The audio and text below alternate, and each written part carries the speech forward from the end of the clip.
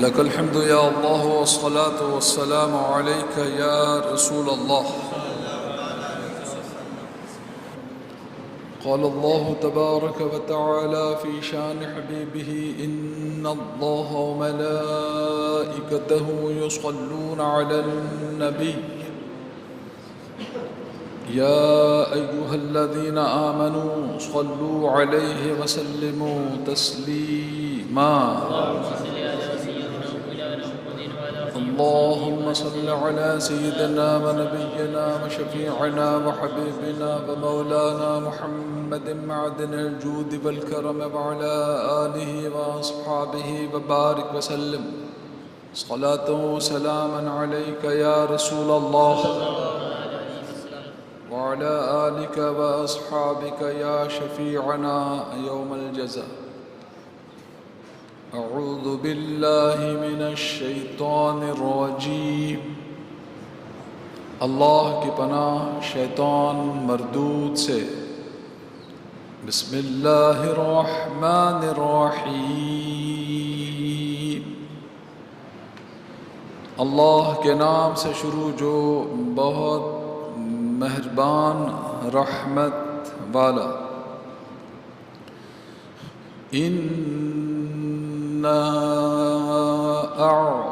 أعطيناك الكوثر. صدق اللہ العظیم. اے محبوب، بے شک ہم نے تمہیں بے شمار خوبیاں عطا فرمائیں.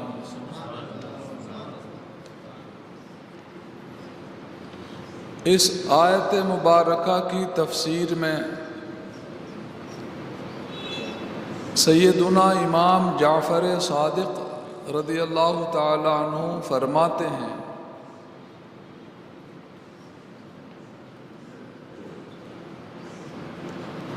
کہ اس آیت کریمہ میں کوثر سے مراد رسول اللہ صلی اللہ تعالی علیہ وسلم کے دل مبارک کا نور ہے،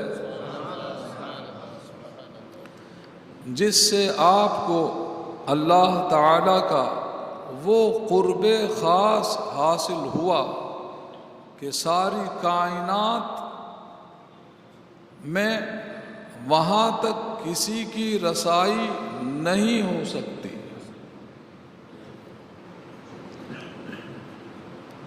اور ظاہر ہے اللہ تعالیٰ نے کلام مجید میں، قرآن مجید میں خود فرمایا: قد جاءکم من اللہ نور. بے شک اللہ کی طرف سے تمہارے پاس نور خدا محمد الرسول اللہ صلی اللہ تعالی علیہ وسلم تشریف لائے. اور حدیث پاک میں سرکار دو عالم صلی اللہ تعالی علیہ وسلم نے ارشاد فرمایا کہ اللہ تعالیٰ نے سب سے پہلے اپنے نور سے میرا نور پیدا فرمایا اور میرے نور سے ساری کائنات کو بنایا. وہی نور حق، وہی ذل رب ہے، انہی سے سب ہے، انہی کا سب. نہیں ان کی ملک میں آسمان کہ زمین نہیں کہ زمان نہیں.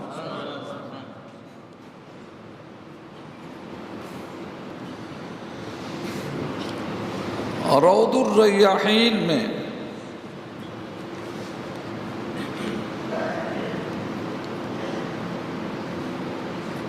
ایک اللہ کے بہت ہی محبوب ترین بندے کا ذکر ہے. حضرت لیث ابن سعد علیہ الرحمہ فرماتے ہیں: میں اپنے وطن سے پیدل چلتا ہوا مکہ شریف حاضر ہوں.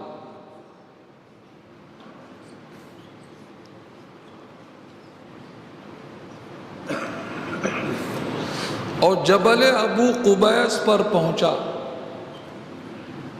مکہ شریف کے بڑے بڑے پہاڑوں میں سے ایک پہاڑ ہے جبل ابو قبیس، اور حدیث پاک میں اللہ تعالیٰ نے پہاڑوں میں سب سے پہلے جبل ابو قبیس کو پیدا فرمایا.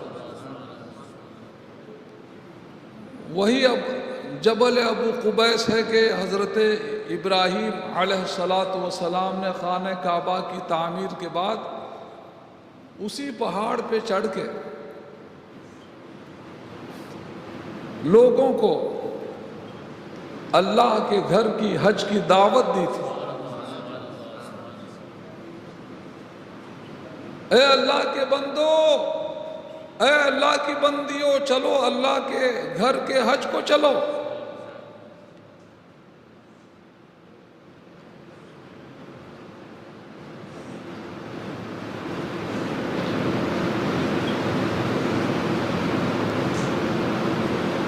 ان کی وہ آواز ساری کائنات میں گونج گئی.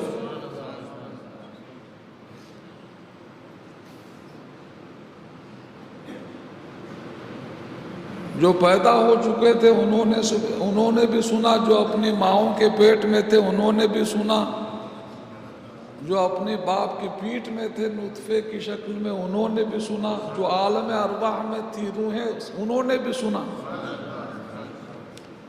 اور حضرت ابراہیم علیہ السلام کی اس دعوت پر جس کی روح نے لبیک کہا اسی کو حج نصیب ہوتا، اور جتنی بار لبیک کہا اتنی بار نصیب ہوتا. وہی جبل ابو قبیس. وہ حضرت لیث ابن سعد کہتے ہیں میں وہاں پہنچا تو دیکھا کہ ایک بزرگ بیٹھے ہوئے ہیں اللہ کے ذکر میں مشغول ہیں. میں ان کے پیچھے بیٹھا سنتا رہا. ذکر انہوں نے جب کمپلیٹ کر لیا تو ہاتھوں کو اٹھائے اور دعا کی، اللہ میرا دل چاہتا ہے انگوروں کے کھانے کا، تو مجھے انگور عطا فرما. کہتے ہیں خدا کی قسم میں ان کے پیچھے بیٹھا ہوا تھا تو کیا دیکھتا ہوں کہ ابھی ان کے ہاتھ نیچے نہیں آئے تھے دعا میں اٹھے ہوئے، ان کے پہلو میں ایک ٹوکری انگوروں سے بھری ہوئی موجود تھی. اور انہوں نے عرض کیا تھا اللہ میرا لباس یہ بوسیدہ ہو چکا ہے، بہت پرانا، مجھے 2 نئی چادریں عطا فرما. وہ 2 نئی چادریں بھی اسی انگور کی ٹوکری پہ رکھی ہوئی تھی. بسم اللہ الرحمن الرحیم پڑھ کے انہوں نے کھانا شروع کیا. میں قریب گیا، کہا حضور آپ جب ذکر الہی کر رہے تھے میں بھی پیچھے آپ کے پیچھے بیٹھ کے میں بھی شامل تھا اس ذکر میں، اور آپ جب دعا فرما رہے تھے تو میں بھی آمین آمین کہہ رہا تھا. حضور اجازت ہو تو میں بھی انگور کھاؤں. فرمایا کھاؤ، اللہ کا نام پڑھو اور کھاؤ، بسم اللہ بولو اور کھاؤ. کہتے ہیں وہ فرمایا جتنا چاہو کھاؤ، جتنی مرضی کھاؤ، مگر پارسل نہیں لے جانا، جتنا کھانا ہے کھانا اسی وقت یہیں پہ. حضرت لیث فرماتے ہیں کہ وہ بزرگ تو وقفے وقفے سے ایک ایک دانہ کھاتے تھے اور میں مٹھی بھر بھر کے کھانے لگا، اس خیال سے کہ یہ نعمت نہ جانے پھر کب ملے، جو غیب سے جو اللہ نے نعمت اتاری ہے آسمان سے. یہاں مجھے ایک حدیث پاک یاد آئی، وہ بھی سناتا ہوں آپ کو.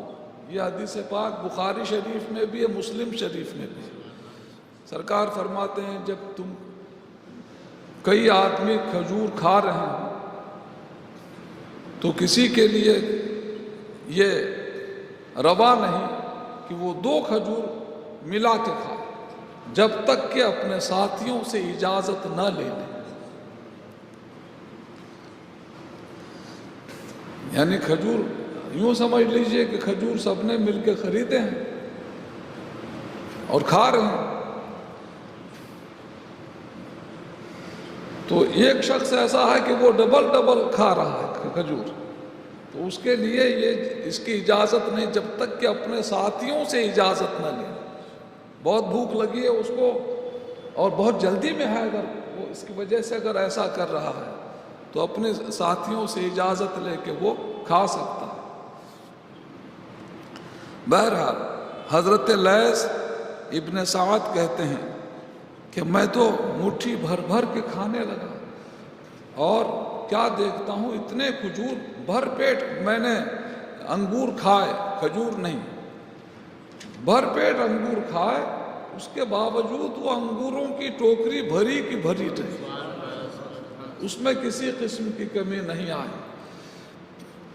پھر آپ نے لباس تبدیل فرمایا، نئی چادریں پہنی اور وہ پرانی چادریں اتاری ہوئی اپنے ہاتھ میں تہہ کر کے لے کے پہاڑ سے اترنے لگے۔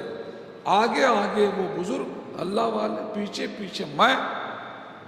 جیسے پہاڑ سے اترے صفا مروہ کے قریب گئے تو ایک شخص نے کہا یا آل رسول، یا آل نبی، یہ آپ کے ہاتھ میں جو چادریں ہیں آپ مجھے عطا فرما دیجئے، اللہ آپ کو جنت کا لباس عطا فرما۔ انہوں نے فوراً وہ چادریں دی تھی۔ میں بڑھ کے قریب گیا اس شخص کے اور پوچھا کہ یہ بزرگ کون ہے؟ تو اس نے کہا یہ امام جعفر صادق رضی اللہ تعالی، وہ حضرت امام جعفر صادق رضی اللہ تعالیٰ عنہ آج ان کے وصال مبارک کی خاص تاریخ 15 رجب ہے۔ ابھی ہم انشاءاللہ فاتحہ خوانی کریں گے اور نیاز بھی پیش کریں گے۔ تو چند باتیں نیاز امام سے متعلق جو لوگوں میں غلط مشہور ہیں ان کا ازالہ کرنا ضروری سمجھتا ہوں۔ نیاز امام جعفر صادق رضی اللہ تعالیٰ عنہ کے موقع پر بعض لوگ لکڑہارے کی کہانی پڑھتے ہیں۔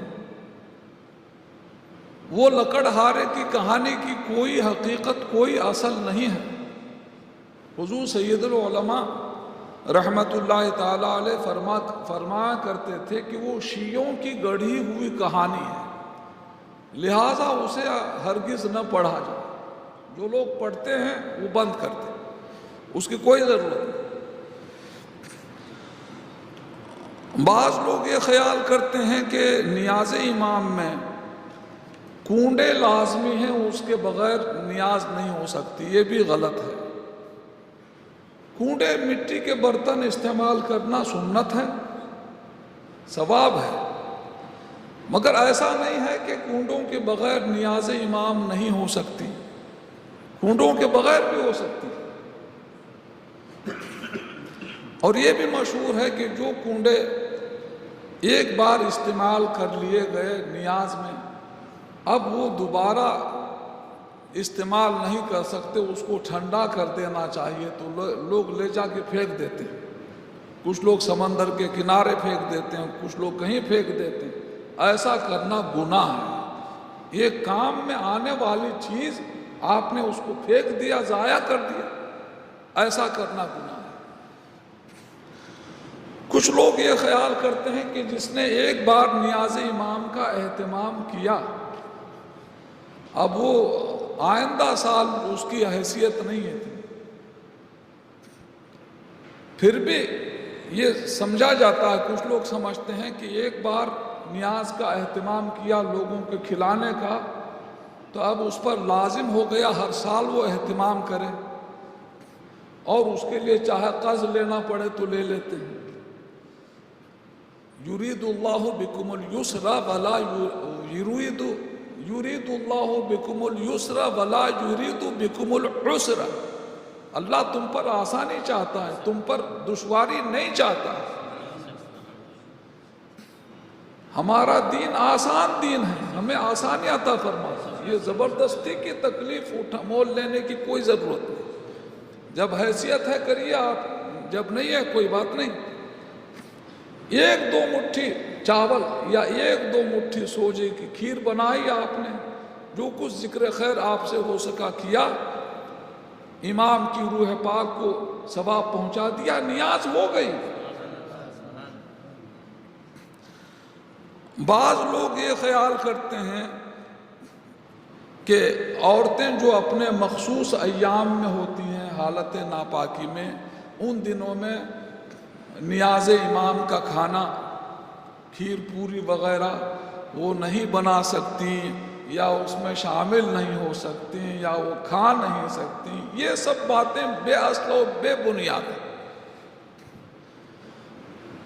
اس حالت میں بھی وہ نیاز بنا بھی سکتی ہیں، اس میں ہیلپ بھی کر سکتی ہیں، کھا بھی سکتی ہیں، کھلا بھی سکتی ہیں، کوئی مذاکرہ نہیں۔